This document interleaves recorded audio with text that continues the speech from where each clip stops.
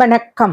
வசியின் வாசிப்புகளில் சிவகாமியின் சபதம் 3ஆம் பாகம் பிச்சுவின் காதல். அத்தியாயம் 27. வெற்றி வீரர். சோழ நாட்டை சேர்ந்த திருவெண்காடு என்னும் கிராமம் திமிலோகப்பட்டு கொண்டிருந்தது. பல்லவ சாம்ராஜ்யத்தின் குமார சக்கரவர்த்தி நரசிம்மவர்மர் அன்று அந்த கிராமத்துக்கு விஜயம் செய்ய போகிறார். தம் மாருயிர் தோழரான வீர தளபதி பரஞ்சோதியையும் அழைத்து வரப் போகிறார் என்னும் செய்தி வந்ததிலிருந்து அந்த ஊரார் யாரும் பூமியிலே நிற்கவில்லை. 2 நாளைக்கு முன்பு பாண்டிய சைன்யத்துக்கும் பல்லவ சைன்யத்துக்கும் கொள்ளிடக்கரையில் நடந்த பெரும் போரை பற்றி அந்த கிராமவாசிகள் கேள்விப்பட்டிருந்தார்கள். பாண்டியன் ஜெயந்தவர்மன் தோல்வியடைந்து புறமுதுகிட்டு ஓடியதை பற்றியும் அறிந்திருந்தார்கள். அந்த யுத்தத்தின் காரணமாக கொள்ளிட நதியின் தண்ணீர் பிரவாகம் இரத்த வெள்ளமாக மாறி ஓடியதை நேரில் பார்த்தவர்கள் வந்து அவர்களுக்கு தெரிவித்திருந்தார்கள். பாண்டிய சைன்யம் பல்லவ சைன்யத்தை விட பெரியது என்பதும் மாமல்லர் பரஞ்சோதி இவர்களின் வீர சாகச செயல்களினாலேயே பாண்டிய சைன்யம் தோல்வியடைந்து சிதறி ஓடியது என்பதும் எல்லோரும் அறிந்த விஷயங்கள் ஆயின. அப்பேற்பட்ட வீராதி வீரர்கள் வருகிறார்கள் என்றால் அந்த கிராமவாசிகள் தலை தெரியாத ஆனந்தத்தில் மூழ்கி இருந்ததில் வியப்பு ஒன்றும் இல்லை அல்லவா? ஏற்கனவே அந்த கிராமவாசிகளுக்கு இன்னொரு வகை அதிர்ஷ்டம் கைகூடியிருந்தது. 10 தினங்களுக்கு முன்பு திருநாவுக்கரசர் பெருமான ஊருக்கு விஜயம் செய்து சைவ திருமடத்தில் எழுந்தருளியிருந்தார். ஆலய பிரகாரங்களில் அப்பெரியார் தம் திருக்கைகளினால் புல் செதுக்கும் திருப்பணியை நடத்தியதுடன் மாலை நேரங்களில் ஆலய மண்டபத்தில் தம் தேனிசை பாசுரங்களை சீடர்களை கொண்டு பாடுவித்து வந்தார். அவ்விதம் சிவானந்தத்திலும் தமிழ் இன்பத்திலும் ஆழ்ந்திருந்தவர்களுக்கு சக்கரவர்த்தி திருக்குமாரரும் அவருடைய வீர தளபதியும் வரப்போகும் செய்தி மேலும் குதூகலத்தை உண்டாக்கிற்று. திருநாவுக்கரசரை தரிசிப்பதற்காகவே மாமல்லரும் பரஞ்சோதியும் வருவதாக ஒரு வதந்தியும் பரவியிருந்தது. ஆனால் நமச்சிவாய வைத்தியர் வீட்டை சேர்ந்தவர்களுக்கு மட்டும் உண்மையில் அவர்கள் வருகிற காரணம் இன்னதென்று தெரிந்திருந்தது. பரஞ்சோதியின் அருமை தாயார் அந்த வீட்டிலே தான் இருந்தாள். பரஞ்சோதிக்கு வாழ்க்கைப்படுவதற்காக காத்திருந்த பெண்ணும் அந்த வீட்டிலே தான் இருந்தாள். அப்படி இருக்கும்போது தளபதி பரஞ்சோதியும் அவருடைய தோழரும் திருவெண்காட்டுக்கு வருவதற்கு வேறு காரணம் எதற்காக தேட வேண்டும்? எனவே அந்த கிராமத்தில் மற்ற எந்த வீட்டையும் விட நமச்சிவாய வைத்தியரின் வீட்டிலே குதூகலமும் பரபரப்பும் அதிகமாக இருந்ததென்று சொல்ல வேண்டியதில்லை அல்லவா? சாதாரணமாய் சாந்த நிலையில் இருப்பவரான நமச்சிவாய வைத்தியர் அன்று வீட்டுக்குள் இருந்து வெளியிலும் வெளியிலிருந்து உள்ளேயும் 100 தடவை போய் வந்து கொண்டிருந்தார். அவருடைய மனையால் தன் மகள் உமையாளை ஆடை ஆபரணங்களால் அலங்கரிப்பதில் அன்று காட்டிய சிரத்தை அதற்கு முன் எப்போதும் காட்டியதில்லை. உமையாளின் தம்பியும் தங்கைகளும் அவளை பரிகாசம் செய்வதில் மிகவும் தீவிரமாக இருந்தார்கள். உமையாளின் உள்ளமோ பெரும் புயல் அடிக்கும் போது கொந்தளித்து அலைவீசும் கடலை ஒத்திருந்தது. பரஞ்சோதியின் அன்னை கண்ணீரும் கம்பளையுமாக தன் ஏக புத்திரனை எதிர்பார்த்த வண்ணம் இருந்தாள். இங்கு இப்படி இருக்க திருவெண்காட்டுக்கு ஒரு யோசனை தூரத்தில் வந்து கொண்டிருந்த மாமல்லர் பரஞ்சோதி இவர்களுக்குள்ளே மாமல்லரிடமே உற்சாகம் அதிகம் காணப்பட்டது.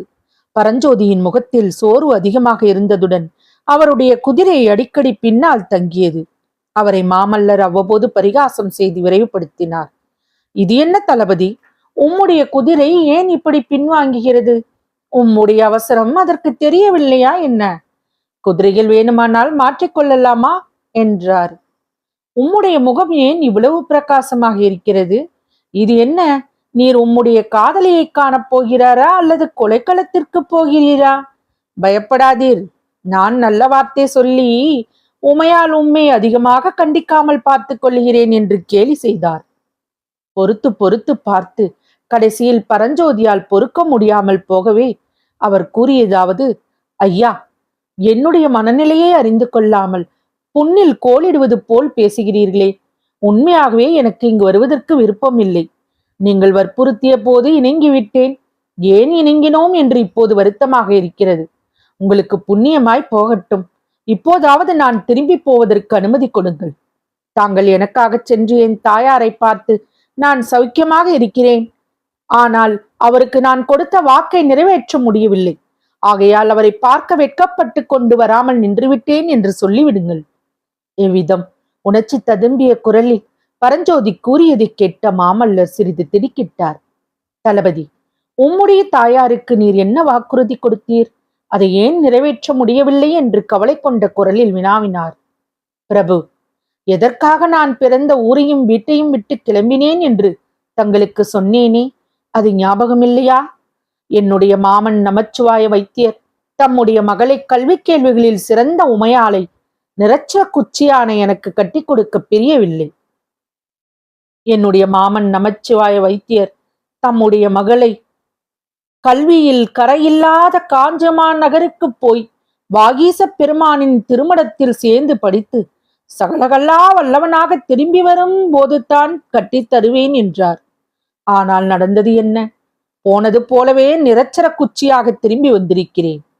திருநாவுக்கரசர் பெருமானை கண்ணால கூட பார்க்கவில்லை என்று பரஞ்சோதி சொல்லி வந்தபோது நரசிம்மவர்மர் கலகலவென்று சிரித்தார். பல்லவ குமாரா, தங்களுடைய சிரிப்பு என் உள்ளத்தில் நெருப்பாய் எரிகிறது. வடக்கு போர் முனையிலிருந்து சக்கரவர்த்தி என்னை தங்களிடம் அனுப்பிய போது தங்களை எனக்கு கல்வி கற்கும்படியாக சொல்லி அனுப்பினார்.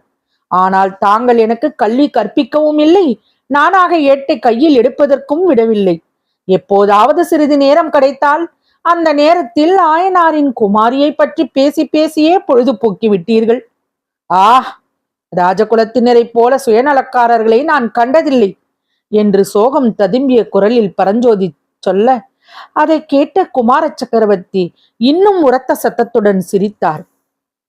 மாமல்லரும் பரஞ்சோதியும் திருவெண்காட்டை அடைந்த போது கிராமத்தின் முகப்பில் அவர்களுக்கான சிறப்பான வரவேற்பு காத்திருந்தது. அப்போது மாமல்லருக்கு முன்னொரு நாள் மண்டபப்பட்டு கிராமத்தில் நிகழ்ந்த வரவேற்பு காட்சியும் அன்று ஆயனாரும் சிவகாமியும் முக்கியமாக வரவேற்புக்குரியவர்களாக இருந்ததும் தம்மை இன்னார் என்று தெரிவித்துக் கொள்ளாமல் அவர்களை பின்தொடர்ந்து சென்றதும் ஞாபகம் வந்தன. ஆகா, அதற்கு பிறகு எத்தனை எத்தனை சம்பவங்கள் நிகழ்ந்து விட்டன. இதற்குள்ளாக கண்ணபிரான் மண்டபப்பட்டு கிராமத்துக்கு சென்று கொள்ளிடக்கரை சண்டையை பற்றியும் பாண்டியன் புறமுதுகிட்டு ஓடியதை பற்றியும் சொல்லி இருப்பான். சிவகாமி எவ்வளவு மகிழ்ச்சி அடைந்திருப்பாள், எவ்வளவு ஆர்வத்துடன் தம்முடைய வருகையை எதிர்பார்த்து கொண்டிருப்பாள். இந்த தடவை அவளும் மற்ற கிராமவாசிகளுடனே வந்து தம்மை வரவேற்பாளா? மாமல்லர் இத்தகைய மனோராஜ்ய பகற்கனவுகளில் ஈடுபட்டிருந்த சமயத்தில் குமார சக்கரவர்த்தி நரசிம்ம பல்லவேந்தரர் வாழ்க, கங்க மன்னனையும் மதுரை பாண்டியனையும் போரில் புறங்கண்ட வீர மாமல்லர் வாழ்க, வீராதி வீரர் தளபதி பரஞ்சோதி வாழ்க என்பது போன்ற ஆகாசமலாவிய கோஷங்கள் அவருடைய பகற்கனவுகளை கலைத்து திருவெண்காட்டு கிராமத்துக்கு அவர்கள் வந்து விட்டதை தெரிவித்தன. தொடரும். வசியின் வாசிப்புகளை சப்ஸ்கிரைப் பண்ணுங்க, லைக் பண்ணுங்க, ஷேர் பண்ணுங்க, உங்க கருத்துக்களை கமெண்ட்ல பதிவு பண்ணுங்க. நன்றி.